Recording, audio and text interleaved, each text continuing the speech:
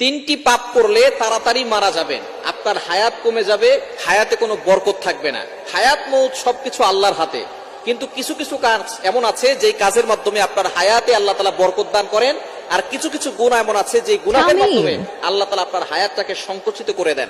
আল্লাহ তাআলা আপনার হায়াতের ভিতরে কোনো বরকত দেন না। দেখবেন কিছু মানুষ বাঁচে 100 বছর কিন্তু তেমন কিছু কাজ করতে পারে না, আবার কিছু মানুষ বাঁচে 50 বছর কিন্তু এই 50 বছরে সে এমন এমন কাজ করে রাখে, দুনিয়াবি দিনী এমন কাজ করে যে মানুষ তাকে স্মরণ করে এবং সে দিনের অনেক খেদমত করে।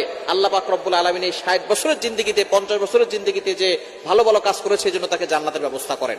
এজন্য আমাদের হযরত আলী রাদিয়াল্লাহু আনহু তিনি বলেছেন যে আমাদের কিছু কাজ এমন আছে যে কাজের মাধ্যমে আমাদের হায়াতে বরকত আসে, আর কিছু কাজ আছে যে কাজের মাধ্যমে হায়াতের ভিতরে বরকত কমে যায়।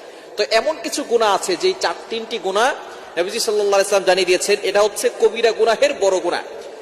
সব গুনাই কিছু গুনাহ আছে বড় গুনাহ, কিছু গুনাহ আছে সগীরা গুনাহ, ছোট গুনাহ।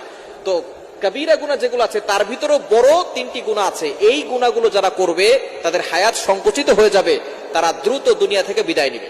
এক নাম্বার হচ্ছে আশিরকু বিল্লাহ, আল্লাহর সাথে কাউকে শরীক করা, অংশীদার করা। আল্লাহ সব গুনাহ ক্ষমা করেন কিন্তু শিরিককারীকে আল্লাহ ক্ষমা করেন। আল্লাহ নিজে বলে দিয়েছেন, কোরআন খুলেন 5 নম্বর পারার 5 নম্বর পৃষ্ঠার 4-5 নম্বর লাইন, সূরা নিসার 48 48 নম্বর আয়াতে রব্বুল আলামিন বলেন, ইন্নাল্লাহা লা ইয়াগফিরু আন